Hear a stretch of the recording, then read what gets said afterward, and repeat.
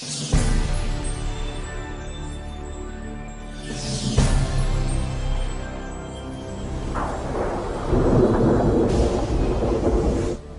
últimas notícias que temos do dia. Rios e córregos inundando inúmeras cidades. Milhares sem energia elétrica após terrível furacão.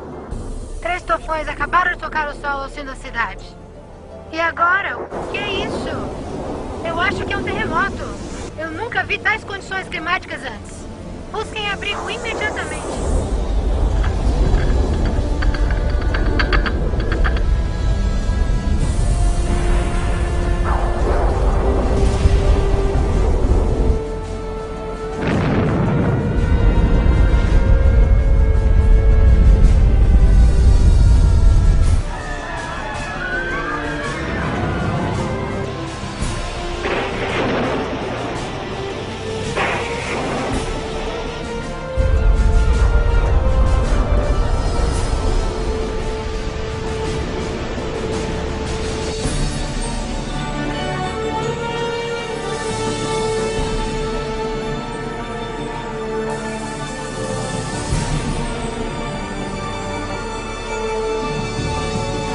Olha, mamãe, nós trouxemos.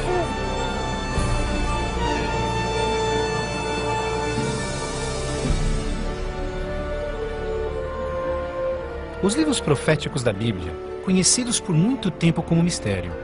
Textos históricos, números antigos, imagens simbólicas. Todos eventos apocalípticos descritos por vir em breve.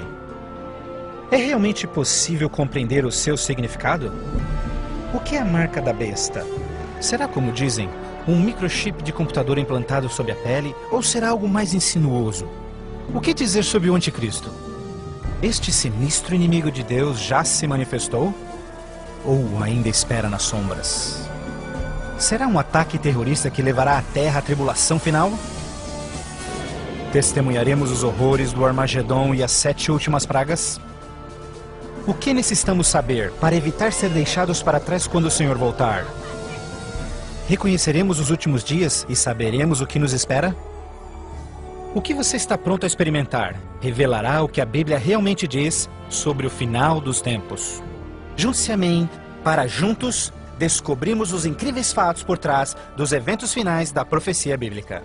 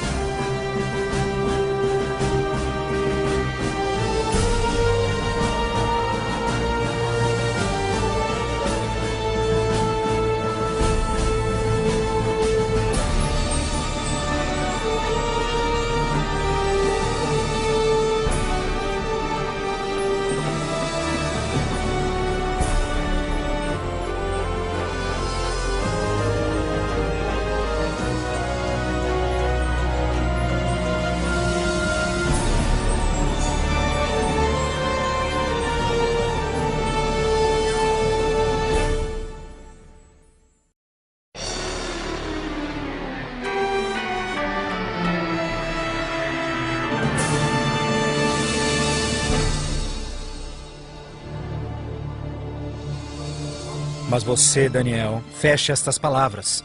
Cele o livro até o tempo do fim. Muitos correrão dele e para ele, e a ciência se multiplicará. O fim do mundo realmente ocorrerá? Se for, quando? Esta é uma das mais importantes e misteriosas perguntas de todos os tempos. O profeta bíblico Daniel predisse claramente que ao final da história do mundo, nós veríamos um aumento dramático no conhecimento. Já aconteceu? Considere, por exemplo, como os meios de transporte mudaram dramaticamente em épocas recentes. Por 60 séculos, o meio mais rápido de transporte foi viajar a cavalo. Agora, viagens que demoravam meses são realizadas em minutos. Em uma geração, a revolução dos computadores trouxe mudanças tão radicais que nossos antepassados jamais imaginariam. Mas numa interpretação mais exata deste verso, é que o conhecimento a respeito dos livros proféticos aumentaria. E como predito, foi isso que aconteceu. Mas as profecias de Daniel não são as únicas na Bíblia que falam dos sinais do tempo do fim. que mais pode estar escondido dentro dos antigos textos das Escrituras? E você ouvirá de guerras e rumores de guerras. Não te preocupes, porque todas estas coisas virão, mas passarão. Mas não é o fim ainda. Haverá fome, pestes, terremotos em vários lugares. Tudo isso será o começo das dores. Qualquer um pode ver em todo o mundo o quanto forças políticas e naturais têm tornado o nosso mundo moderno um lugar perigoso para se viver. Pense nisto. Nos últimos 100 anos, o mundo inteiro enfrentou 2 guerras mundiais, vários outros conflitos, sem mencionar o aumento de ataques terroristas. Além disso, um aumento na taxa de mortalidade em desastres naturais, incluindo terremotos, incêndios, inundações, tornados, tormentas assassinas num clima bizarro, tudo a caminho da destruição final do planeta. Incrivelmente, o apóstolo João profetizou que ao se aproximar o tempo do fim, aumentaria a habilidade do homem em destruir o planeta. Apocalipse 11, verso 18, diz que virá o tempo em que Deus destruirá aqueles que destroem a terra. Está claro que esta previsão foi vividamente cumprida. Por séculos, o homem apenas fazia suas guerras com lanças fumegantes ou seus canhões a pólvora. Hoje, possuem armas devastadoras que podem rapidamente exterminar com a vida no planeta. Fato é que Jesus profetizou que se sua vinda fosse adiada, ninguém sobreviveria. O próprio Cristo nos alertou sobre estes perigos, mas que eles seriam apenas o início do fim.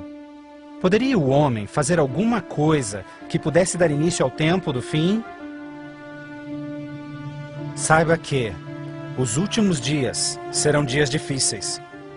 Os homens serão amantes de si mesmos, amantes do dinheiro, gananciosos, presunçosos, blasfemos, desobedientes aos pais, ingratos, profanos, sem amor, irreconciliáveis, fofoqueiros, sem domínio próprio, grosseiros, sem consideração com o bem. Ninguém que haja vivido pelas últimas décadas poderá negar a contínua e espantosa queda moral de nossa sociedade moderna. Cada geração, continuamente, abre o envelope de aceitação comportamental. Como resultado, cada uma das gerações sucessoras operam sob um padrão moral mais baixo do que o seu padrão anterior. Infelizmente, parece não haver um fim a essa trilha vergonhosa. Nos dias de Noé, a decadência moral condenou o planeta à destruição com o dilúvio. Nos dias de Ló, as perversas e depravadas Sodoma e Gomorra foram cidades consumidas com o fogo do céu. Assim como nos dias de Ló, eles comiam, bebiam, compravam, vendiam, plantavam, construíam, mas no dia em que Ló saiu da cidade, caiu fogo e enxofre do céu e consumiu a todos. Assim também será no dia em que o Filho do Homem se manifestar. E em nossos dias, poderia ser incontrolável imoralidade e perversão novamente motivo para uma condenação vinda dos céus?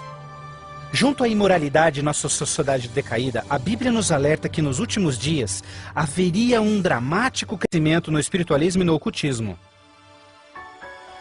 Agora o Espírito diz terminantemente que nos últimos dias alguns abandonariam a fé, dando ouvidos a espíritos enganadores e doutrinas de demônios.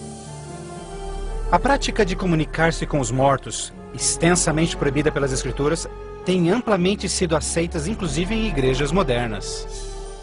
Programas de televisão e filmes apresentando os temas do arrebatamento e do ocultismo tornaram um assunto extremamente popular, especialmente entre os mais jovens. Apesar de todo este espiritualismo e incontrolável imoralidade, a Bíblia ensina que onde o pecado está em abundância, a graça está em superabundância. Portanto, uma grande notícia para os últimos dias, antes da volta de Jesus, foi a promessa de que as boas novas seriam anunciadas por todo o mundo. Então este evangelho do reino será pregado em todo o mundo em testemunha a todas as nações, então virá o fim. A então aparentemente insuperável missão de comunicar o evangelho aos 4 cantos da terra é uma rápida realidade. Com missionários, livros, fitas, transmissões via satélite e internet, o Evangelho tem se espalhado rapidamente pelo mundo. A mensagem da salvação nunca antes foi tão amplamente divulgada como hoje. A Bíblia revela que estamos vivendo, obviamente, nos últimos dias. O aumento da ciência, instabilidade global, declínio moral, um explosivo interesse pelo ocultismo, todos testificam o tempo do fim. Os sinais do fim estão claramente se cumprindo, mas ainda mais, a Bíblia também nos alerta que entre as forças do bem e do mal, em última instância levarão o mundo ao conflito do Armagedon. A qualquer momento, uma crise global sem explicação atingirá todo o planeta, numa crise tão devastadora que o mundo jamais viu. Haverá então grande tribulação, como jamais se viu anteriormente, nem jamais haverá. Qual será a catástrofe que dará início à crise final? E quando acontecerá? Poderia ser um devastador ato terrorista? Talvez uma crise econômica internacional? Talvez até um terremoto, um asteroide ou algum outro evento cataclísmico? Talvez um acidente químico ou uma praga biológica mortal? Talvez a combinação de alguns desses acidentes. Mas mesmo a Bíblia não identificando o evento crítico exato, ela revela as dramáticas cenas que se seguem.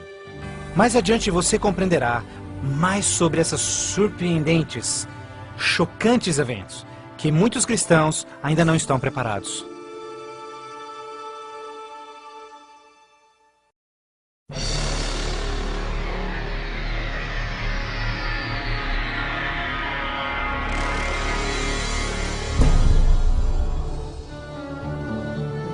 Ao iniciar-se a grande tribulação, líderes mundiais lutam em lidar com o aumento das calamidades. Enquanto isso, verdadeiros cristãos dedicados a Deus experimentam o maravilhoso poder do Espírito Santo. Após essas coisas, eu vi outro anjo que vinha do céu, e a terra estava iluminada por sua glória. Este grande poder que iluminava o povo de Deus é o próprio Santo Espírito. Em santa confidência, eles testificam de Deus, intervindo pelas igrejas e também chamando os perdidos para Cristo. Eles permanecem firmes na palavra do Senhor e exortam todos ao arrependimento e obedecerem os mandamentos de Deus. Numa atmosfera de reavivamento, agita-se a terra. O Santo Espírito compele ministros e membros de igrejas a juntos trabalharem intensamente pelo Salvador. Ao se manifestar o trabalho do Santo Espírito, realizações de ocultismo também se intensificarão. Demônios caídos aparecerão a muitos, disfarçados de queridos seus que já morreram, ou personagens bíblicos do passado. Eles falam de paz e esperança, porém apresentam doutrinas contendo erros perigosos e sutis. Sobre estes a Bíblia nos alerta, porque estes são espíritos do mal, realizando milagres. Como você pode imaginar, estas manifestações supernaturais influenciarão muitos e são poucos os que estão preparados a se opor. A esta altura, famílias e igrejas tornaram-se ineficazes no combate a esta crescente onda de fraqueza global. Em meio a este tumultuado ambiente político e social, as pessoas desesperadamente procuram um caminho para combater esta onda universal de imoralidade. Líderes políticos e religiosos apelam por seus constituintes, pedindo por medidas legais a restauração dos princípios de Deus e a paz na terra.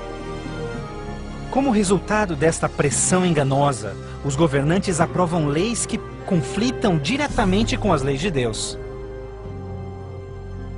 Mas esta não é a primeira vez que isso acontece na história. Certamente você se recorda da familiar história de Daniel capítulo 3. Quando o rei de Babilônia, Nabucodonosor, ordenou a todos no seu reino que se curvassem e adorassem aquela enorme estátua de ouro que ele construíra. Entretanto, 3 jovens hebreus sabiam que essa ordem estava diretamente em contradição com o segundo mandamento sobre idolatria. Determinados em serem fiéis a Deus, recusaram adorar a estátua.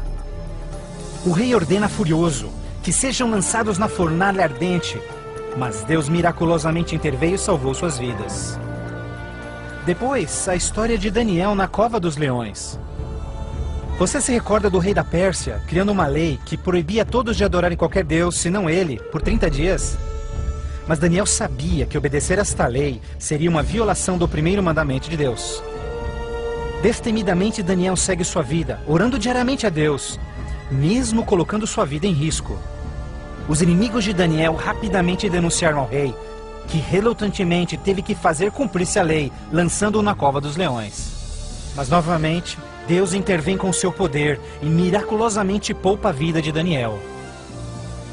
Da mesma forma, nos tempos do fim, Apocalipse prediz que o poder do mal obrigará governantes de todo o mundo a endossarem leis que definam como as pessoas adorarão a Deus.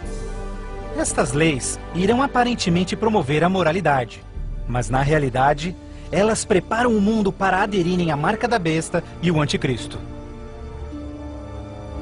Porque falsos cristos e falsos profetas surgirão e farão milagres e sinais maravilhosos para enganar, se possível até os salvos. Durante este período de crescentes crises, quando o mundo estiver desesperadamente buscando alívio e procurando uma estabilidade global, a ajuda virá de uma forma surpreendente. Em várias partes, por todo o mundo, se ouvirá: Jesus voltou! Jesus voltou! Um radiante e carismático ser se diz o Filho de Deus. Um exército de jornalistas se amontoa para ver este que realiza milagres sobrenaturais. Eles o ouvem repetir as mesmas palavras que Jesus falou nas Escrituras. Este evento será transmitido ao mundo via satélite. Milhões serão enganados com esta aparição, como sendo cumprida a profecia de que todo olho o verá. Inúmeras religiões estão ansiosas na expectativa por um Salvador. Então este deslumbrante ser aparenta ser a resposta às suas orações. Mas a Bíblia nos alerta em 2 Coríntios que Satanás pode transformar-se num anjo de luz. Infelizmente, não será Jesus quem o povo receberá de braços abertos, mas sim Satanás, disfarçado como Filho de Deus. Fazendo isso, o mal será capaz de unir o povo em todo o mundo e reconfirmar seu falso sistema de adoração. Assim, o mal concretiza a maior fraude que jamais se viu sobre a raça humana.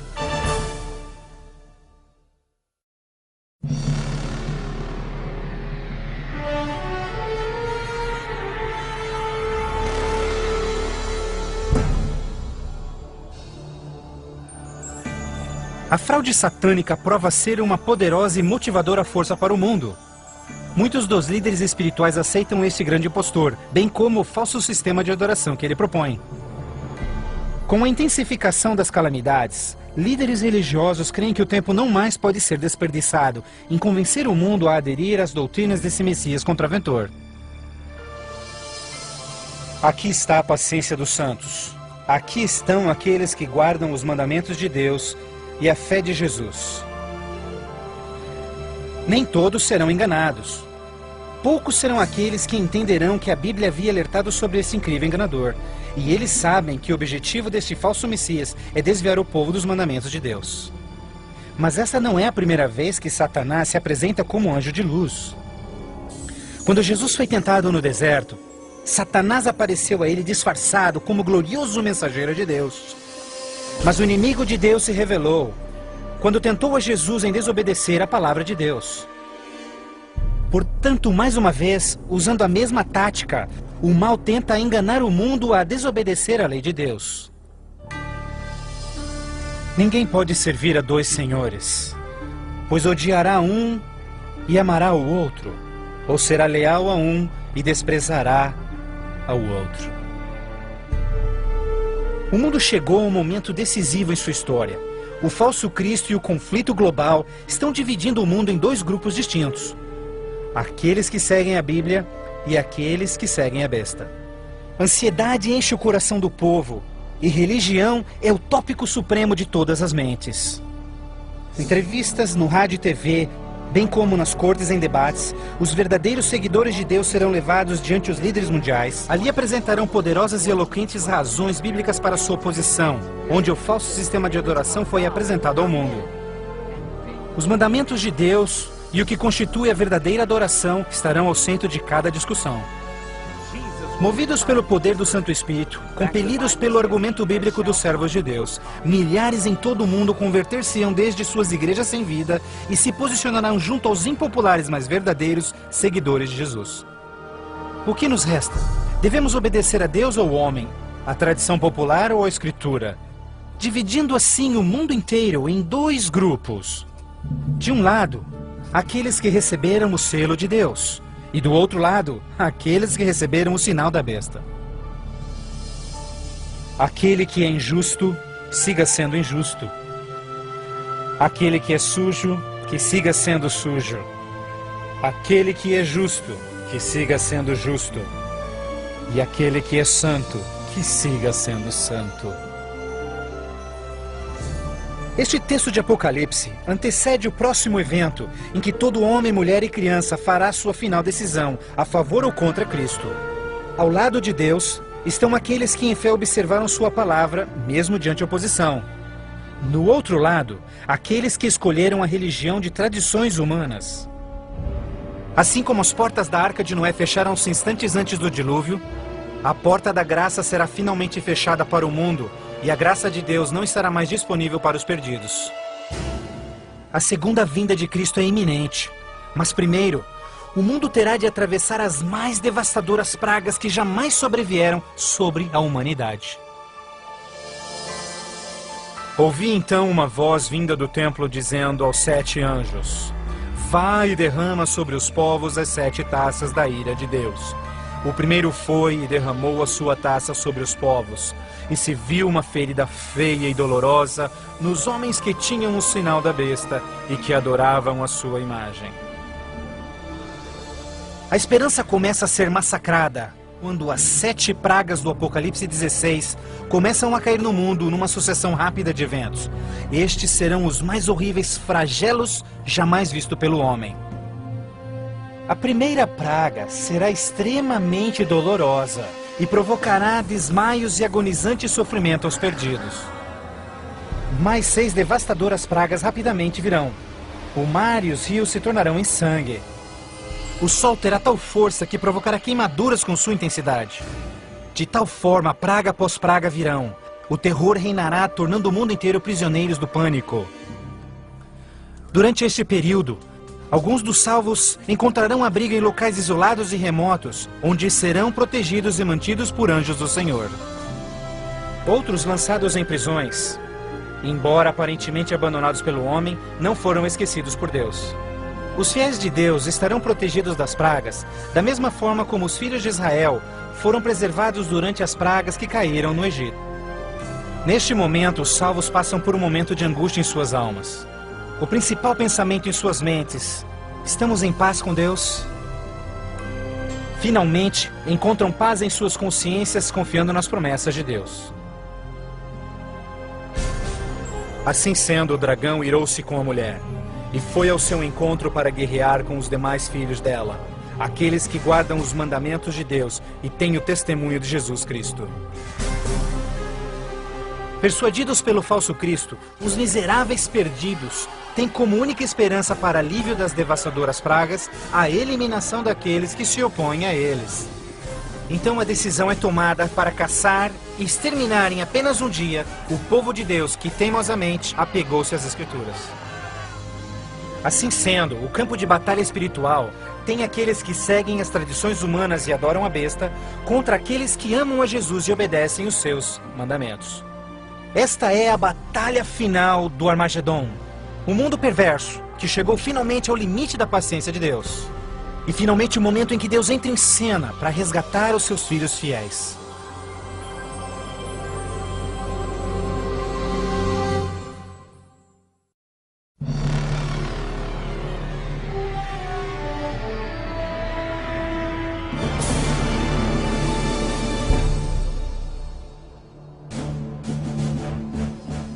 À meia-noite, o clamor foi ouvido. Aí vem o noivo. Na mais escura hora, a mais esperada esperança de todas as eras torna-se realidade. O comando da voz do próprio Deus é ouvido. Está cumprido! Aquela voz de trovão chacoalha os céus. Um imenso terremoto anuncia a aproximação do poderoso exército dos céus.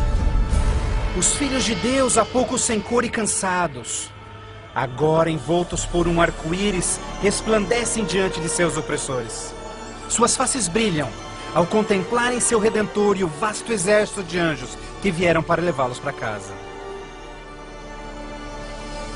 Atentem, porque ele está vindo nas nuvens do céu, e todo olho verá, inclusive os que lhe transpassaram, e todos os povos da terra chorarão por sua causa.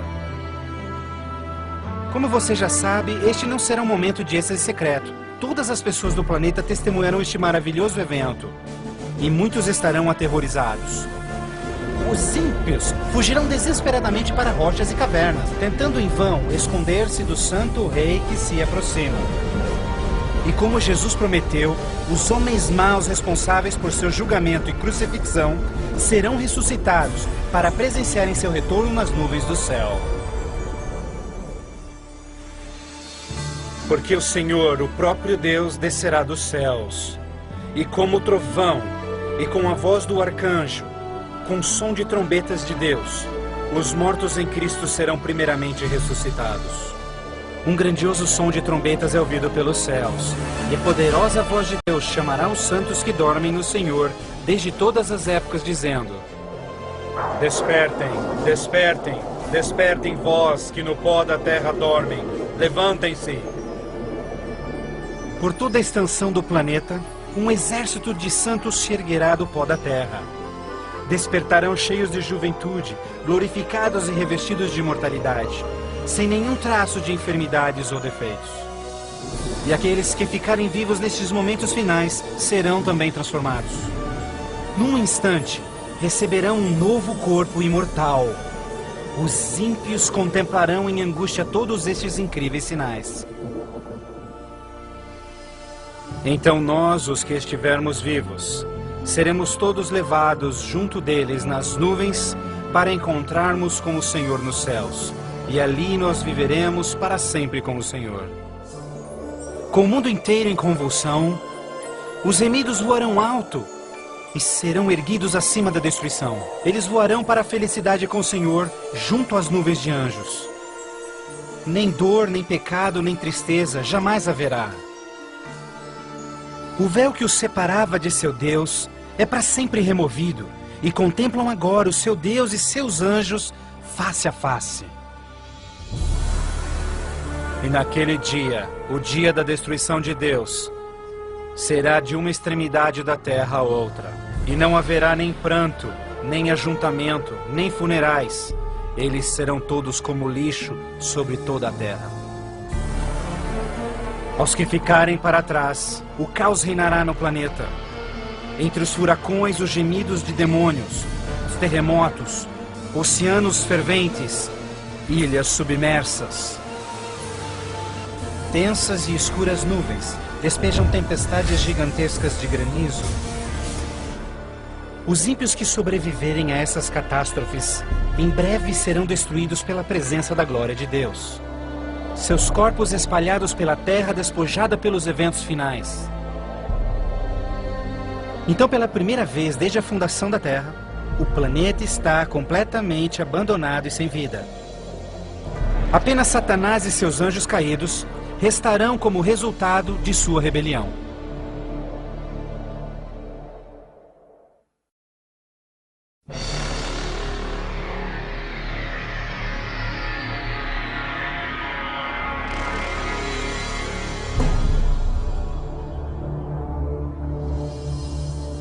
Então vi um anjo que descia dos céus, que tinha consigo as chaves do abismo e uma grande corrente em suas mãos. Ele acorrentou ali Satanás por 1000 anos.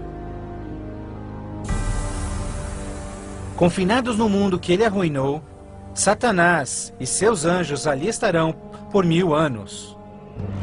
Prisioneiros na escuridão, num planeta vazio e abandonado, só com seus demônios, Satanás apenas poderá esperar e ponderar no dia de sua punição. Por toda parte ele contempla cidades destruídas, florestas queimadas e ossos secos, tudo resultado de sua guerra com os céus. Confinado num vasto abismo, solitário, sem ninguém para tentar ou manipular, ele se torna absolutamente miserável. Então vi tronos, e eles se sentavam neles, e o julgamento era comissionado a eles, e eles viveram e reinaram com Cristo por 1000 anos. Enquanto Satanás pensa em seu destino, os remidos desfrutam sem palavras as alegrias dos céus. Cada um deles conhece então o seu anjo da guarda, que responde a cada uma de suas perguntas sobre as suas vidas. Então Deus, num ato de revelação absoluta, os convida a participarem como juízes, abrindo diante de si os registros dos que se perderam. Os remidos neste momento têm a oportunidade de entenderem por que algumas pessoas que esperavam ver ali não completarem a jornada. Os pensamentos dos ímpios são agora vividamente expostos e o véu é removido, revelando as batalhas espirituais que se levantaram por salvar-se-lhes as almas. Inclusive as ações e motivos dos anjos caídos se farão nítidas. O aberto e transparente caráter de Deus neste assunto é extraordinário. Como o apóstolo Paulo descreve em 1 Coríntios 6, verso 2, os salvos participarão no julgamento dos ímpios. Antes que um único pecador receba sua punição final, seus registros serão cuidadosamente revisados por seus conterrâneos, os quais entendem e sabem das lutas na vida na terra. Todas as palavras e atos dos ímpios serão pesados ante a palavra de Deus. A justiça de sua sentença é confirmada e o grau de sua punição determinado. Finalmente, ao final dos 1000 anos, Jesus e os remidos preparam-se para o seu retorno à terra. O tempo é chegado para Satanás, seus anjos e os perdidos, quando enfrentarão as últimas consequências por seus atos. Em breve, os mansos herdarão a terra. Mas primeiro, Deus executará a fase final de seu julgamento e extinguirá o pecado do universo.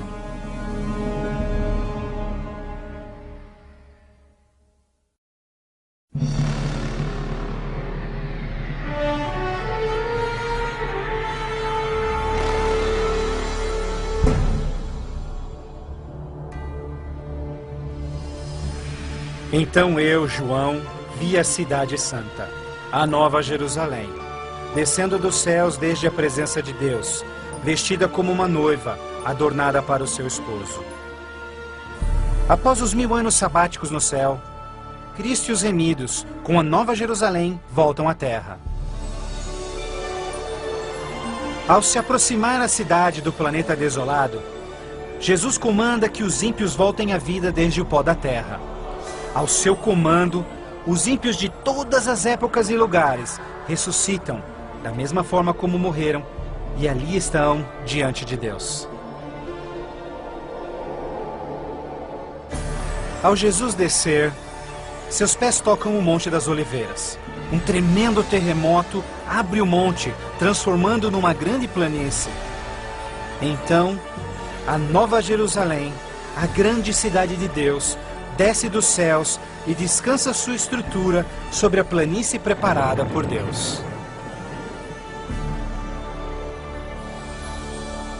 Agora, quando os 1000 anos terminarem, Satanás será solto de sua prisão, e então irá atrás de enganar as nações, a fim de uni-los para guerrear. Incrivelmente, Satanás consegue iludir seus seguidores mais uma vez e arregimenta-os para capturar a cidade celestial pela força. Generais e homens de guerra de todos os tempos, juntos unem suas habilidades para prepararem-se para o que eles imaginam ser a batalha monumental. Por este ato, os ímpios revelarão que seus corações não se converteram. Se fosse possível, eles destruiriam a Deus e seu trono e tomariam a cidade santa pela força. Pouco percebem eles que essa guerra fútil já estava perdida mesmo antes de começar. O juízo final chegou. Então eu vi os mortos, grandes e pequenos, todos diante de Deus. Livros eram abertos, e os mortos eram julgados, de acordo com seus atos. Subitamente, no alto acima da cidade, o Senhor aparece em seu glorioso trono. Todos os frágeis planos de guerra dos ímpios são imediatamente eliminados. Ao contemplarem a face de Deus, os ímpios dolorosamente tornam-se cientes de cada um de seus pecados. Lembram-se de cada momento em que silenciaram suas consciências, cada vez em que negaram os chamados do Santo Espírito. Muitos foram enterrados juntamente com os seus segredos pecaminosos, crendo ter com sucesso escondido todos os seus assassinatos e crimes. Vergonhosamente experimentam em primeira mão as palavras de Jesus ditas em Lucas, pois não há nada coberto que não será revelado, nada escondido que não se fará saber. Ao se apresentar diante deles vividamente o panorama de suas vidas, cada ímpio entende completamente que por sua própria livre escolha rejeitaram a salvação. Tragicamente, a paz e alegria dos que estiverem na cidade nunca será desfrutada pelos ímpios. Com sentimento de desespero e sem esperança, são varridos e deixados sem palavras. Os rebeldes não podem negar a justiça de Deus, declarando-se culpados. Em uma só voz clamam: justo e verdadeiro são os teus caminhos, ó Rei dos Santos. E caindo prostrados, eles adoram o Príncipe da Vida. Eles subiam aos cantos da terra e cercaram o acampamento dos santos. Então caiu fogo do céu desde Deus e os consumia. Finalmente, o tempo de encarar as consequências irreversíveis de suas ações. Sem nenhum aviso, fogo e enxofre caem do céu. A terra se fende e fogo brota desde cavernas subterrâneas. Enquanto o inferno engole os ímpios, os justos estão a salvo e em segurança dentro dos portões da Nova Jerusalém. Cada pecador é punido de acordo com os seus pecados. Os com poucos pecados são destruídos rapidamente, enquanto os culpados de horríveis pecados contra a humanidade sofrerão mais. Satanás, o instigador de todos os pecados, será forçado a sofrer muito mais. Para Deus, a punição dos ímpios é um ato doloroso, mas é algo que a sua justiça demanda. O salário do pecado é a morte. Na cruz, Jesus sofreu a punição final no lugar de todos os que aceitaram o seu sacrifício. Mas, tragicamente, os perdidos rejeitaram este presente e terão de pagar o preço por seus próprios pecados. Certamente o dia virá, queimando como fornalha. Todos os orgulhosos e todos os fracos serão consumidos. Você esmagará os ímpios, pois serão como cinzas debaixo dos seus pés. Ao se esfriarem as cinzas da destruição, os habitantes de todo o universo erguem suas vozes em louvor a Deus, pois o reino de terror de Satanás foi banido para sempre. Assim, com a paz no cosmos eternamente garantida, Deus agora dedica sua atenção à criação de um novo céu e uma nova terra.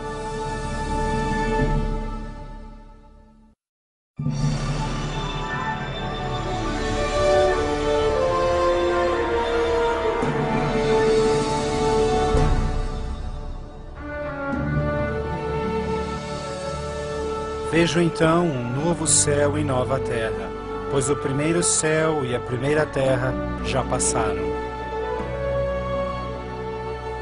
Após a purificação da terra com fogo, o Senhor retoma seu miraculoso e maravilhoso ato de recriação. E pelo poder de sua palavra, a terra é restaurada à forma de seu lindo Éden. Ao seu comando, um lindo e verdejante carpete de grama cobre o planeta. Outro comando, terra e água voltam à vida. Incontáveis, complexos e magnificentes criaturas de todas as espécies pacificamente exploram um novo paraíso. A vigorizante atmosfera é pura e doce. A terra torna-se uma grande vitrine de criativa genialidade. E Deus enxugará as lágrimas de todos os olhos. E não haverá mais morte, nem sofrimento, nem pranto. Não haverá mais morte, pois as primeiras coisas são passadas. A segurança do universo está garantida. Com a Nova Jerusalém como sua capital, todas as criaturas regozijam-se no amor do domínio de Deus. Aqueles que foram resgatados da destruição eterna compartilham uma especial união com seu Criador, o que nenhum outro ser celestial poderia apreciar. Embora pecado e pecador foram para sempre destruídos, um traço desta grande rebelião ainda permanece. O que aconteceu com essas mãos? Estas são as marcas nas mãos, nos pés e no lado de Jesus. Ao passarem-se os dias inesquecíveis da eternidade, todas as memórias tristes e dolorosas se dissipam na glória brilhante e esplendorosa dos céus. Não mais atrelados a uma vida passageira, os imortais filhos de Deus são agora livres para alcançarem suas mais amplas ambições. Com ilimitada capacidade de absorver mais e mais conhecimento, revigoram as suas mentes. Sem barreiras, seus limites não mais os prendem à terra. Os remidos são agora livres para explorarem as maravilhosas obras de Deus em todo o universo. O céu é um lugar de perfeita paz e harmonia, onde o amor por Deus e pelos outros preenche todos os corações. A Bíblia promete que este reino pode ser seu eterno lar. Jesus deu-se em sacrifício na cruz para oferecer-te perdão e vitória sobre o pecado. Mais que qualquer coisa, Jesus quer que você viva com Ele neste novo lar. Se bem que Ele desesperadamente quer te salvar, Ele não pode forçá-lo em aceitar este presente. Você deve aceitá-lo por si mesmo. Por que não aceitá-lo hoje? Peça-lhe agora e Ele entrará em seu coração.